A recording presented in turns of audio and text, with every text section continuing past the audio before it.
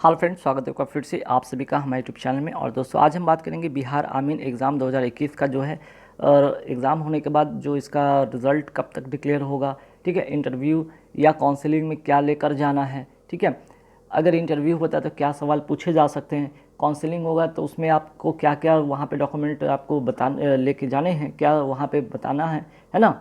इन सारी चीज़ के बारे में बात करेंगे। साथ ही साथ यहाँ पे आपको पता है कि अगर नोटिफिकेशन पे आप ध्यान देंगे तो यहाँ पे काउंसलिंग के बारे में भी या इंटरव्यू के बारे में, ठीक है, यहाँ पे साफ तौर पे कहा है काउंसलिंग या इंटरव्यू। ठीक है, या कहने का सेंस इन द सेंस ये है कि आपको यहाँ पे इंटरव्यू कम, काउंसलिंग ज़्यादा है। ठीक है, इसके बारे में बात करेंगे। मेरिट लिस्ट के बारे में भी थोड़ा बहुत बात करेंगे और यहाँ पे इंटरव्यू में और क्या पूछा जा सकता है इसके बारे में बात करेंगे। तो सबसे पहले देखिए, हम सबसे पहले बात करेंगे बिहार आमीन एग्जामिनेशन जो इंटरव्यू या काउंसलिंग होगा। तो देखिए, आपको काउंसलिंग की बात करें या इंटरव्यू की बात करें, ठीक है, इसमें इंटरव्यू कम काउंसलिंग जैसा ही प्रोसेस होगा। कहने का मतलब यहाँ पे काउंसलिंग का मतलब आपको रिजल्ट डिक्लेयर होने के बाद, आपका मेरिट लिस्ट में नाम आने के बाद आपको जो डीवी होगा, डॉक्यूमेंट वेरिफिकेशन होगा, जिस तारीख पे आपको जाना है उस तारीख पर ध्यान रखेंगे कि कुछ ऐसे डॉक्यूमेंट जो आपको लेके जाना है वो ध्यान रखेंगे, और जिसमें कि आपको ओरिजिनल भी लेके जाना है। ठीक है, ओरिजिनल जो रहेगा प्लस दो सभी का फ़ोटोकॉपी। ठीक है, फ़ोटोकॉपी ये सभी लेकर जाना है। तो क्या क्या लेकर जाना होगा ये समझिएगा। सबसे पहले एडमिट कार्ड। अब ये एडमिट कार्ड किसका एडमिट कार्ड, जो आपने एग्जामिनेशन दिया था उस वक्त जो आपको एडमिट कार्ड था आपके पास, वो एडमिट कार्ड, वही सेम एडमिट कार्ड आपको लेकर वहाँ सेंटर पे जाना होगा, यहाँ पे इंटरव्यू या काउंसलिंग वाले जगह पे। ठीक है, दूसरा, आप कास्ट सर्टिफिकेट आप अपडेट करा के अभी रख लेंगे। ठीक है, कास्ट हो गया, रेसिडेंशियल सर्टिफिकेट हो गया, इनकम सर्टिफिकेट हो गया, ये खासकर कास्ट, रेसिडेंशियल, इनकम। ठीक है, ये तीन चीज़ आप जरूर कम से कम, बिहार स्टेट की बात करें, बिहार में है तो कम से कम आपको यहाँ पे एसडीओ का, ठीक है, एसडीओ रैंक तक आप कम से कम यहाँ पे सर्टिफिकेट होना चाहिए। ठीक है, तो ये चीज़ आप ध्यान रखेंगे, अगर नहीं बना है तो बनवा लेंगे।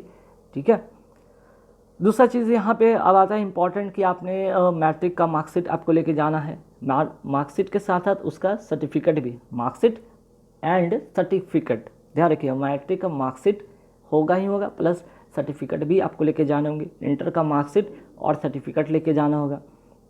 ये रिज़ल्ट मार्कशीट क्या भाई, जो आपका आमीन का जब रिज़ल्ट आएगा उसका प्रिंट आउट करवा कर, ठीक है, वो भी आप मार्कशीट वहाँ पर लेके प्रस्तुत करेंगे। ठीक है, कैरेक्टर सर्टिफिकेट, कुछ स्टूडेंट ने पूछा था कैरेक्टर सर्टिफिकेट कहाँ का होना चाहिए।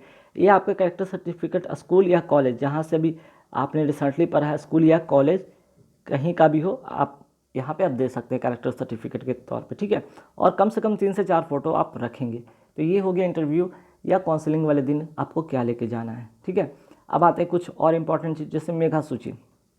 मेगा सूची के बारे में आप सभी को पता है कि कैसे कैसे क्या होगा कि मेगा सूची में सम्मिलित उम्मीदवारों को उनके मेगा क्रम अनुसार काउंसलिंग इंटरव्यू के लिए बिहार संयुक्त प्रवेश प्रतियोगिता परीक्षा परिषद बिहार पटना द्वारा बुलाया जाएगा और उनके मूल प्रमाण पत्रों की जांच की जाएगी। इस काउंसलिंग या इंटरव्यू में एवं प्रमाण पत्रों की जांच के उपरांत निर्णयानुसार जिस उम्मीदवार को नियुक्ति हेतु योग्य समझा जाएगा उन्हें ही नियुक्ति हेतु चयन के लिए उपयुक्त माना जाएगा। तो ये ठीक है, आपका रिजल्ट हो गया, आपने डीवी ले गया, डीवी के लिए सारे डॉक्यूमेंट आपके ओके हो गए, वेरीफाइड हो गए, आप सेलेक्ट हैं। ठीक है, काउंसलिंग इंटरव्यू के संबंध में समय, तिथि, स्थान की जानकारी मेगा सूची में सम्मिलित उम्मीदवार को परिषद की वेबसाइट के माध्यम से, समाचार पत्रों के माध्यम से आपको सूचित किया जाएगा। जब आपका रिजल्ट आएगा, मेरिट लिस्ट बन के आएगा, उसी में आपको उसी में आपको बता दिया जाएगा कि आपको इस तारीख को काउंसलिंग या इंटरव्यू। ठीक है, यहाँ पे लिखा है काउंसलिंग या इंटरव्यू में उम्मीदवारों को इस कंप्यूटर बेस्ड ऑनलाइन जो परीक्षा के लिए निर्गत प्रवेश पत्र या एडमिट कार्ड, अपने शैक्षणिक योग्यता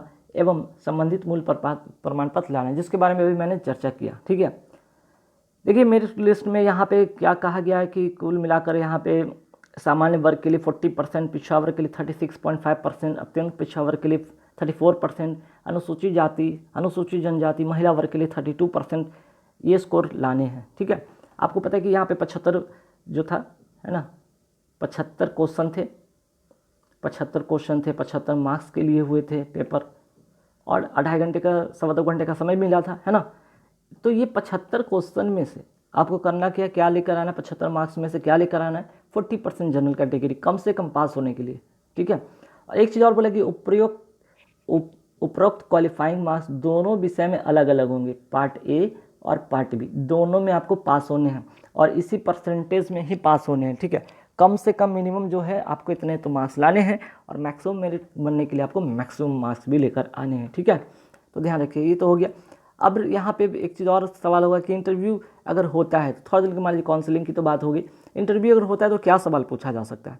देखिए इंटरव्यू में अगर कुछ एग्ज़ाम में आते हैं तो आमीन से रिलेटेड कुछ चीज़ होते हैं, आपने एग्ज़ाम दिया हो तो आमीन से रिलेटेड अगर कुछ भी पढ़ा हो, थोड़ा बहुत आमीन के बारे में, आमीन है क्या, ठीक है, आमीन में क्या काम होते हैं, छोटे मोटे चीज़ फैक्ट आप इसको रख लेंगे, बहुत ज़्यादा इसमें डीप नहीं पूछा जाए, क्योंकि आपके पास कोई एक्सपीरियंस नहीं, एक्सपीरियंस वाले के पास तो होगा तो बताएंगे, जिनके पास एक्सपीरियंस नहीं है वो कहाँ से बताएंगे। तो छोटे मोटे आमीन है क्या, क्या काम होता है, ठीक है, एक दो चीज़, 2-3 पॉइंट बस इतना याद रखेंगे। लेकिन आपको अगर इंटरव्यू में पूछा जाता है तो क्या पूछा जाएगा, आपसे आपका नाम पूछा जाएगा, आपका पता, ठीक है, क्या करते हैं, ठीक है, क्या करते हैं, अभी क्या कर रहे हैं, क्या करते हैं, क्या कर रहे हैं, बस छोटा मोटे सब सवाल होंगे। अब कुछ ऐसे होंगे जैसे नियुक्तियां बहुत ज़्यादा पूछ दिया जाता है, मंत्रियों के नाम पूछ दिए जाते हैं, ठीक है, कुछ बिहार से कुछ फैक्ट पूछ दिए जाते हैं, तो उस पर भी मैं वीडियो बनाकर लेकर आऊँगा, जिसमें कि कुछ फैक्ट जो एग्ज़ाम में इंटरव्यू में पूछे जा सकते हैं। फिलहाल इस वीडियो में थोड़ा सा मैं यहाँ पे नियुक्तियों के बारे में पूछा, जैसे कि बिहार के जितने भी मंत्री के नाम, उनके विभाग, जैसे कि नीतीश कुमार क्या है भाई, मुख्यमंत्री तो सभी को पता है कि मुख्यमंत्री हैं, ठीक है। अभी अगर बात करें कि उप मुख्यमंत्री वर्तमान में कौन है बिहार के, तो श्री तारकिशोर प्रसाद हैं, ठीक है। अगर उप मुख्यमंत्री की बात किया जाए, है ना, यहाँ पे 2 उप मुख्यमंत्री, याद रखिए बिहार में अभी 2 डेप्यूटी सीएम है, ठीक है, तो याद रखिए 2 डेप्यूटी सीएम है, एक तो सीएम है जो कि श्री नीतीश कुमार है, 2 डेप्यूटी सीएम है जो कि तारकिशोर प्रसाद हो गए, दूसरा हो गया दूसरा उनका नाम है श्रीमती रेणु देवी। तो ये कुछ फैक्ट आप याद रखेंगे। फिर अगर बात करें शिक्षा मंत्री कौन है, ठीक है, शिक्षा मंत्री यहाँ पे देख सकते हैं श्री विजय कुमार चौधरी, यहाँ पर रट के रखेंगे, ठीक है। उसके बाद यहाँ पे देख सकते हैं ऊर्जा मंत्री कह लीजिए या योजना विकास मंत्री विजेंद्र प्रसाद यादव कह लीजिए, भवन निर्माण श्री अशोक चौधरी, परिवहन श्री शीला कुमारी, संतोष कुमार सुमन जो कि आपको लघु जल संसाधन, अनुसूचित जनजाति या जनजाति कल्याण, ठीक है, अनुसूचित जाति जनजाति कल्याण के मंत्री हैं। अगर बात करें यहाँ पे पशु मत्स्य की बात करें संसाधन में, तो मुकेश सहनी। स्वास्थ्य मंत्री, देखिए ध्यान रखिए स्वास्थ्य बहुत बार पूछा था, मंगल पांडे। कृषि श्री अमरेंद्र प्रताप सिंह हैं, ठीक है। लोक स्वास्थ्य अभियंत्रण डॉक्टर रामप्रीत पासवान है, तो यहाँ पे जो इंपॉर्टेंट मैं यहाँ टिक कर रहा हूँ, ठीक है।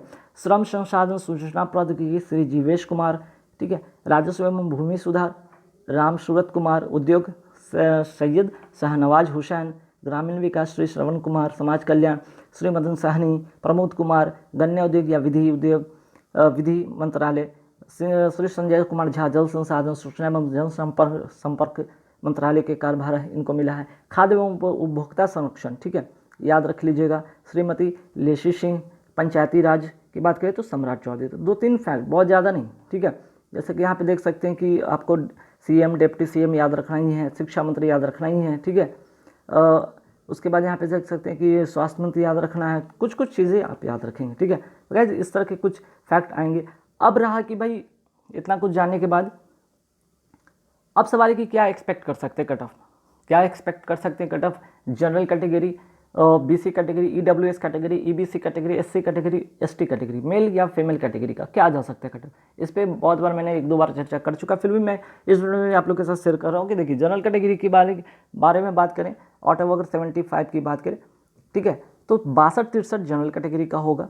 मेल की हो गई, फीमेल की अगर 57 से 58 के बाद 58 हो सकता है कट ऑफ। बीसी कैटेगरी में यहाँ पे 60 से 61, मेल कैटेगरी का 55 से 56 फीमेल कैटेगरी का हो सकता है। ईडब्ल्यूएस 59 से 60, वहीं फीमेल कैटेगरी 54 से 55 हो सकता है।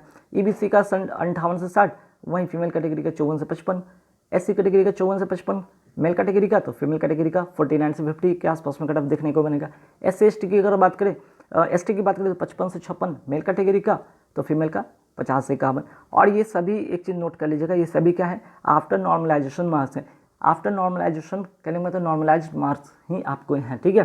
तो ध्यान रखिए इस तरह के मार्क्स आपके बनेंगे, इस तरह के ही कट ऑफ रहेगा। तो इसलिए निश्चिंत रहे, जिनका भी अगर इससे 75 में अगर जिनका भी इस तरह से मार्क्स आ रहा है आउट ऑफ 75, आप बेफिक्र रहें, अपने डॉक्यूमेंट तैयार करें, रेडी रहें, सिलेक्शन पक्का है, ठीक है। अब रहा कि भाई एग्ज़ाम का जो रिजल्ट कब तक डिक्लेयर हो जाएगा, तो देखिए बिहार आमीन परीक्षा का रिजल्ट की बात करें तो 13 13 सितंबर के आसपास, 1-2 दिन आगे या 1-2 दिन पीछे, मान के चलेंगे कि इसका 1 महीने का वक्त लगता है, आफ्टर एग्जामिनेशन 1 महीना लगता है, रिजल्ट डिक्लेयर हो जाएगा इसका ऑफिशियल वेबसाइट पे। जब होगा मैं आप लोग के साथ भी शेयर करूँगा। तो गाइज़ इस वीडियो में इतना ही था। कुछ इंपॉर्टेंट फैक्ट था जो कि आप लोग ने पूछा था, थोड़ा सा कैरेक्टर सर्टिफिकेट को लेकर पूछा था, इंटरव्यू में क्या लेके जाएंगे, क्या होगा इंटरव्यू में, काउंसलिंग क्या होगा, इसके बारे में कुछ बात करना था, इसीलिए इस वीडियो में आप लोग के साथ शेयर किया। वीडियो अच्छी लगे तो लाइक कर देना, शेयर कर देना, और अभी तक हमारे चैनल पर नए नहीं आए हैं, अगर जो लोग नए बने हैं वो लोग जरूर सब्सक्राइब कर लेना। Thank you.